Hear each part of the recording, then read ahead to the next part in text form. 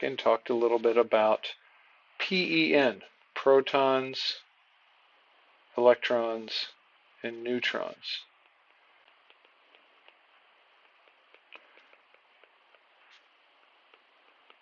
And in this conversation, we said, well, if I have, and I'm going to pick something nice and simple, I'm going to go with, let's go with lithium. So you look at lithium there, you see an atomic number of 3 and a mass number of 7. So let me go back over here. Say, all right, I have lithium.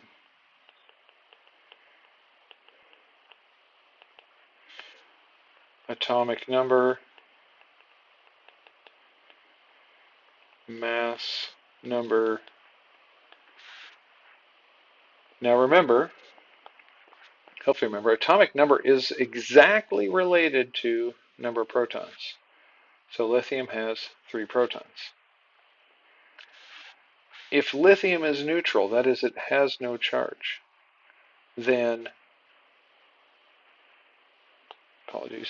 the number of protons and the number of electrons are the same. So that would be 3. And then neutrons, what you do is you actually take the difference between these two numbers, the atomic number and the mass number, and that's the number of neutrons. So in this case, there are 4 neutrons in lithium. And that's how you calculate protons, electrons, neutrons. Now let's look at lithium for a little bit. Actually, let's skip down. Let's look at the next one. So the next one down below lithium is our friend sodium. Sodium was involved in the lab we just did. We often do a lot of stuff with sodium. It's abundant. It's easy to work with. It's not toxic. So it's a pretty common element we will use. So again, let's take sodium. It has atomic number 11. It has mass number 23. Oh my goodness. Let me fix that. 23. So again, we know that for sodium, number of protons would be 11. Number of electrons would be 11.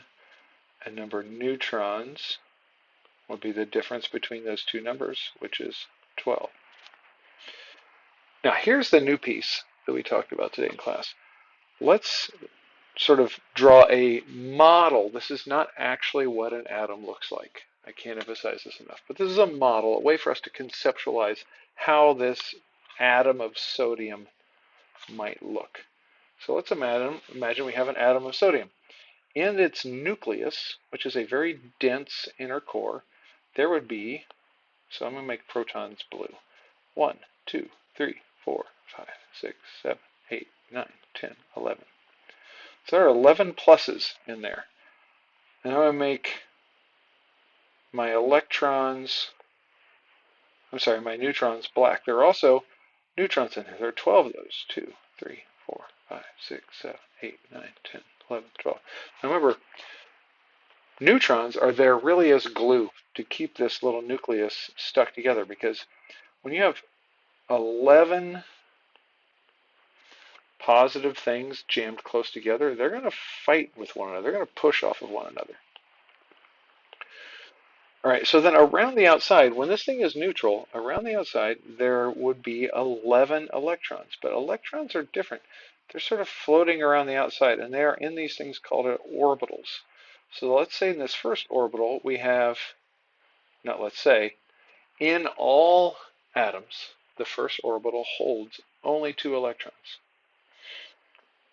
I wish I could tell you why. It's just, this is one of those, like, nature decided that these are the rules by which it's going to play. This is how atoms are going to be configured. So we have the outer orbital has 2 electrons, or the inner orbital, the very first one, always. So there are 2. That means we have 9 remaining electrons to deal with. So the next orbital will hold a maximum of 8. 2, 3, 5, 6, 7, 8. Which, if you've been counting, means we still have an extra one. So we have to go one more orbital.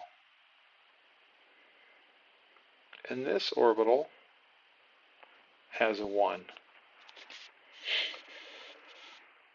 So there's what sodium looks like. Now there's this thing called the octet rule. Octet really refers to 8. An octet is 8 people singing. Quartet would be 4 people singing. Duet is 2 people singing. But an octet in this case is 8 electrons.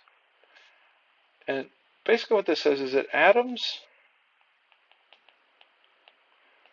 are most stable when their outermost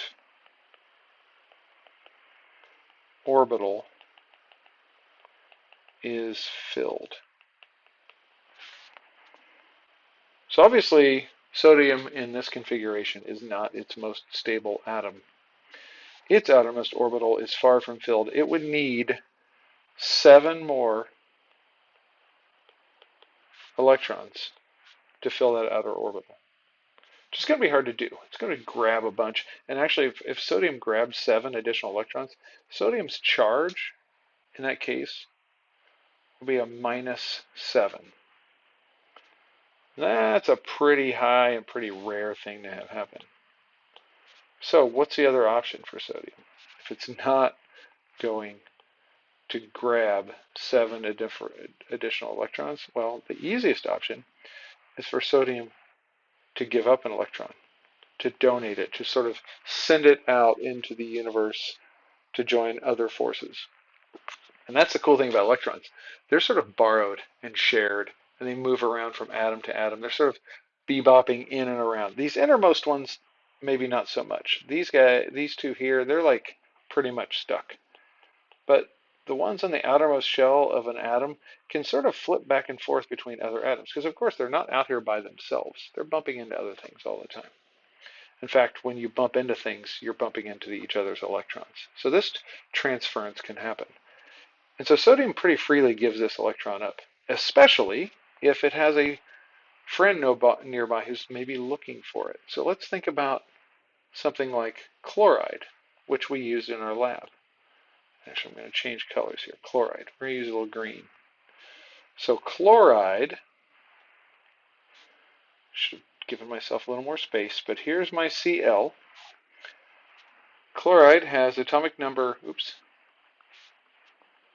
17, and atomic mass 35. 17, 35. Protons, 17. Electrons, 17. Neutrons, 18. So then let's think through this. So here we go. Let's draw our little chloride. There's 1, 2, 3, 4, 5, 6, 7, 8, 9, 10. 17 pluses in there. That's always, to be chloride, there must be 17 pluses. 17 protons. And then 8, 9, 10, 11, 12. 18 neutrons in that nucleus, holding everything together. And then let's start accounting for our electrons. All right, so here's my first orbital, 1, 2. Here's my next orbital, 1, 2, 3, 4, 5, 6, 7, 8. Oh, I'm only to 10. I need to get to 17. Here's my next orbital. 1, 2, 3. Oops, hold on. I need to be consistent. 1, 2, 4, 5, 6, 7. So here's my chloride with its 17 protons, 18 neutrons, and 17 electrons. And what you'll notice is it is 1 electron away from having an outermost orbital that's filled. Meanwhile, its neighbor, right beside it, is 1 electron away from losing an electron and having an outermost shell that is filled. And so that's typically what happens. This electron over here is donated or given up by my sodium ion. That shell pretty much is no longer there. It's there, it just doesn't have any electrons in it. So we had this electron, actually I'm going to draw that back. This electron goes here, no longer present there. Now we have our electron here. So chloride ends up being an ion with a negative charge because it has one more electron than it has protons. Sodium becomes an ion with a +1 charge because it has one more proton than it has electrons. So now you have a sodium ion with a positive charge, a chloride ion with a negative charge. Everybody's happy because they have satisfied the octet rule, and they're attracted to each other because they have opposite charges. And so this becomes our sodium chloride salt. This forms the crystal that you dissolved. This forms the ions that get dissolved by water. And that is sort of an introduction to how we calculate and how we figure out what happens for atoms to end up being charged.